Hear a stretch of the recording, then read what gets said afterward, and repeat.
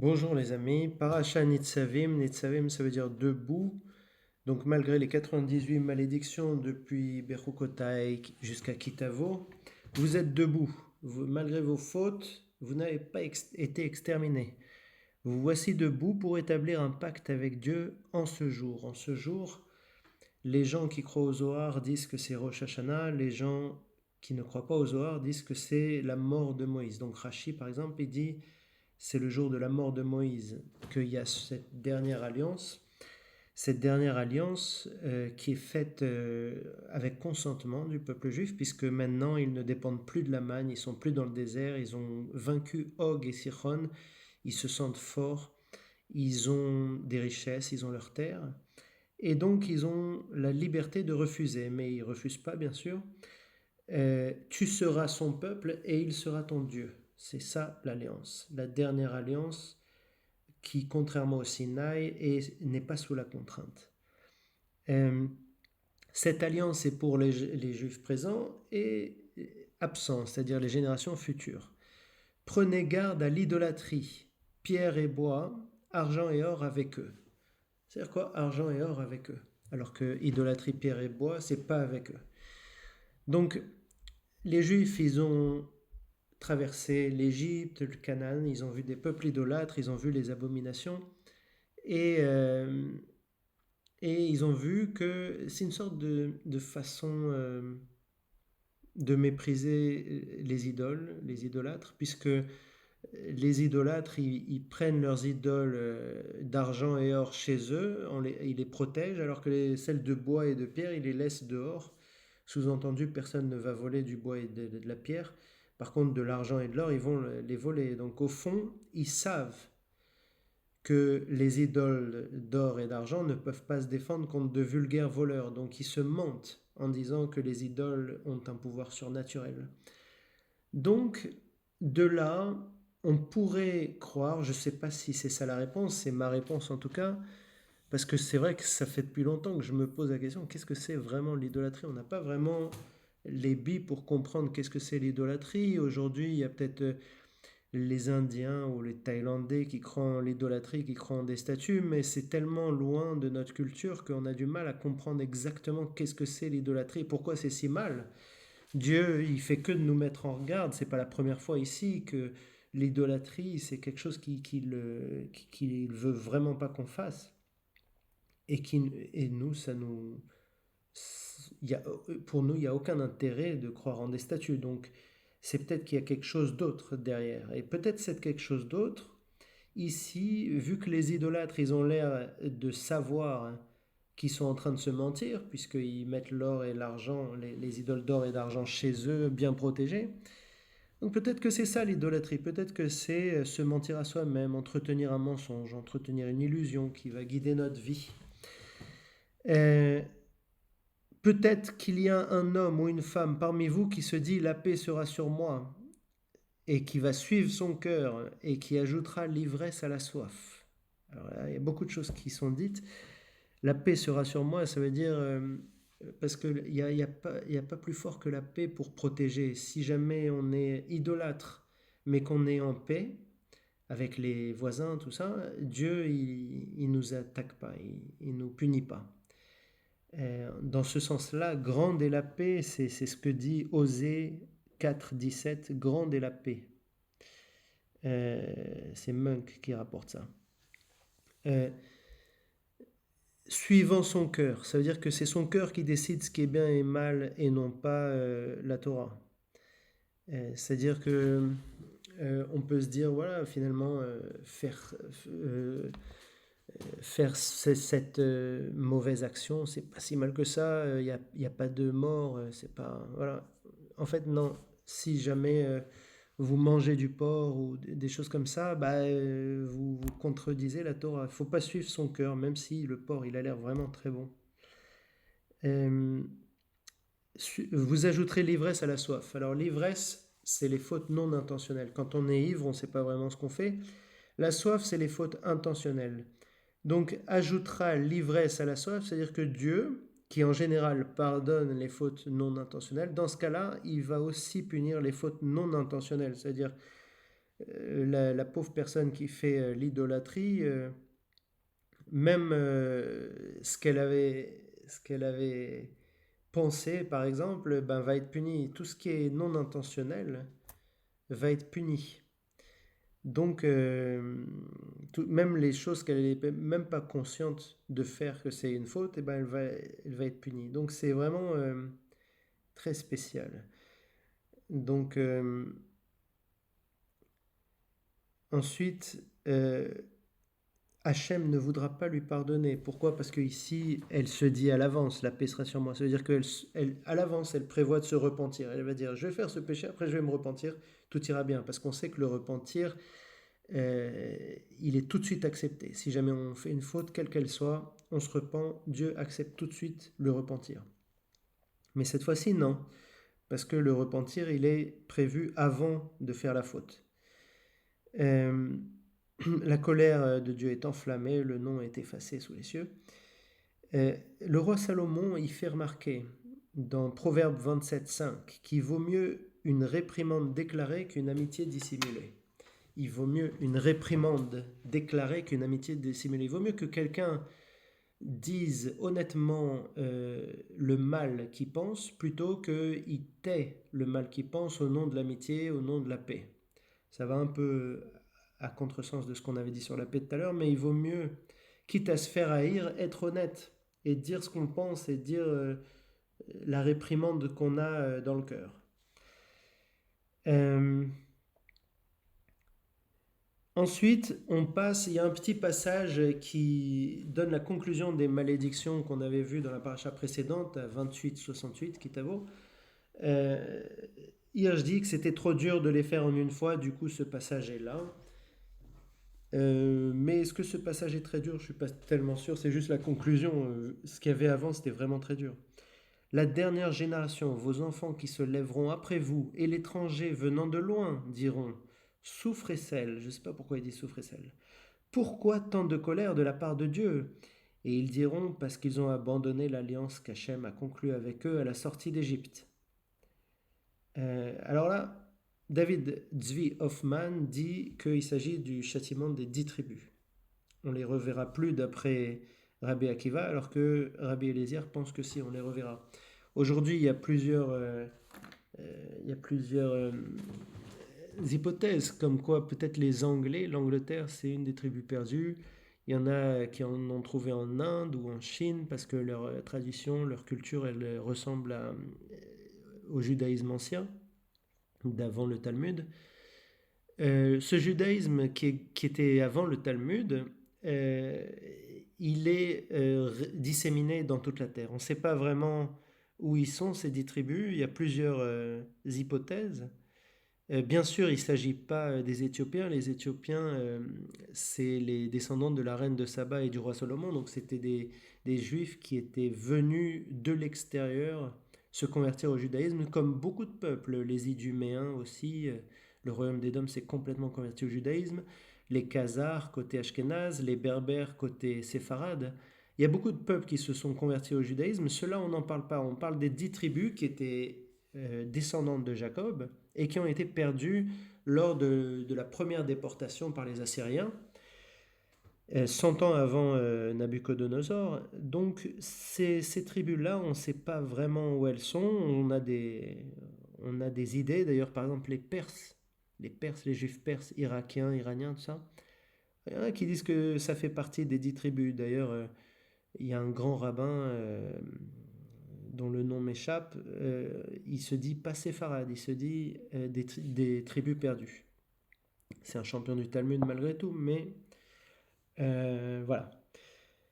Donc, d'ailleurs, si jamais les 10 tribus reviennent, c'est-à-dire que Rabbi Akiva a tort, mais ce serait le signe de fin des temps, hein, parce qu'on dit la dernière génération. Ici, on parle aussi de l'exil et il y a un lamed, la lettre lamed qui a grandi. Lamed, ça veut littéralement dire apprendre. Ani lomed, c'est la racine de l'apprentissage, de l'enseignement. Donc, ça veut dire que l'exil, c'est un enseignement. L'exil, c'est une leçon. On apprend de l'exil. Ensuite, les fautes cachées sont pour Dieu, les fautes révélées sont pour vous. Sous-entendu, faites justice. Tout ce que vous ne pouvez pas voir, c'est Dieu qui va le juger, mais si jamais vous voyez quelqu'un qui fait une faute en public, au moins réparez-la. C'est votre responsabilité. C'est une responsabilité collective de régler les problèmes faits en public. Donc s'il y a un crime qui est fait, il faut le juger, il faut le punir. C'est pas à Dieu de le faire. Parasha Hatshuva. Donc là c'est fini. On arrête avec les malédictions. Maintenant on parle de la tshuva, c'est-à-dire le repentir, le retour à Dieu. Il adviendra après ces drames que tu placeras bénédiction et malédiction sur ton cœur et parmi les peuples où Dieu t'a placé. Ça c'est intéressant. Au moment du retour, on parle aux peuples non juifs et on leur parle de ces bénédictions et malédictions et on est une leçon aussi pour eux. Et tu reviendras vers Hachem ton Dieu de tout ton cœur, de toute ton âme. Alors Hachem reviendra avec tes captifs et non pas reviendra. Donc ça veut dire Hachem il est avec les Juifs en exil. Dieu est avec les Juifs en exil. Même s'ils sont à l'extrémité des cieux, Dieu circoncira ton cœur. C'est-à-dire quoi, circoncira ton cœur? Donc, d'après Janov, ça veut dire que les Yetzer Hara, la pulsion de mal, elle n'existera plus au temps messianique. Ton cœur ne te poussera pas à aller vers la faute. Rambam n'est pas d'accord avec cette interprétation. Il pense qu'il n'y aura pas de différence. Au temps messianique, il y aura des gens qui seront mauvais aussi. Hachem t'emmènera vers le pays de tes ancêtres et il te fera du bien et il te multipliera. Ça, c'est quelque chose d'extraordinaire parce qu'on a parlé des plus grandes malédictions qui nous font penser aux nazis finalement. Et maintenant, on te dit qu'il adviendra après ça que Hachem t'emmènera vers le pays de tes ancêtres, donc il t'emmènera en Israël, il te fera du bien et te multipliera. Ça, c'est extraordinaire quand on y pense. C'est écrit quand même en moins 1300 d'après la Torah. Maintenant, on sait que c'est au moins écrit il y a 2000 ans. Et voilà que maintenant ça s'est réalisé. Je trouve ça extraordinaire. Ces écrits, ils existent. On a des traces du Moyen-Âge jusqu'à Qumran. Donc, Hachem reportera ses châtiments sur tes ennemis et ceux qui te haïssent. Alors, Bachia, il a pensé que les ennemis, c'est les musulmans et ceux qui te haïssent, c'est les chrétiens. C'est juste une interprétation, on n'est pas forcément d'accord. Hein. Mais il rajoute qu'il vaut mieux être en exil chez les chrétiens car les musulmans sont plus durs quand on est en exil chez eux. Et toi, tu reviendras. Hachem te donnera l'abondance dans l'œuvre de tes mains et le fruit de tes entrailles. Donc c'est des récompenses qui seront plus fortes que tout ce qu'on aurait vu jusque-là. Cette Torah n'est pas cachée de toi. Donc là, pour moi, c'est juste mon avis, ça veut dire que le Zohar, c'est faux. Parce que le Zohar, il prétend être le Sod, le secret. Donc là, non, la Torah, elle n'est pas cachée. Elle n'est pas cachée, elle est dans tes mains. Et il ne dit pas, elle est dans tes mains, on va voir plus tard ce qu'il dit exactement. Elle n'est pas dans les cieux de telle sorte qu'on dise qui va nous la chercher. Donc ça veut dire qu'il n'y a pas besoin de quelqu'un de très érudit qui est à côté de toi. Il y a beaucoup de gens qui disent on ne peut pas apprendre seul, on ne peut pas apprendre seul. C'est des bêtises. Tu peux apprendre seul. S'il n'y a pas d'érudit autour de toi, elle est à ta portée. Peu importe quel que soit, même si tu as des très basses capacités, même si tu n'es vraiment pas intelligent, tu peux. Donc à plus forte raison si tu as un cerveau. C'est Sforno qui dit ça. Donc c'est pas n'importe qui. Aussi, ça veut dire qu'il n'y a pas de nouvelle Torah qui va venir des cieux. La Torah, elle n'est plus dans les cieux. Donc ça, c'est quelque part une attaque au Nouveau Testament et aussi au Coran. Pas besoin d'apprendre l'astronomie, d'après Shmuel, qui était un prophète astronome. C'est une attaque à l'astronomie. Sous-entendu, tu peux étudier l'astronomie si tu veux, mais tu ne vas pas trouver Dieu dans la science. Tu peux étudier la science, mais ce n'est pas là que tu vas apprendre la Torah.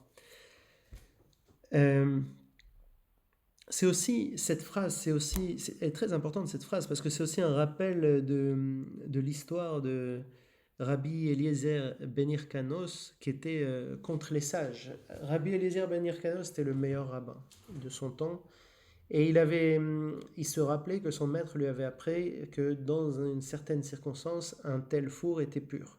Alors que tous les autres sages, ils avaient compris que non, dans une telle circonstance, le four est impur.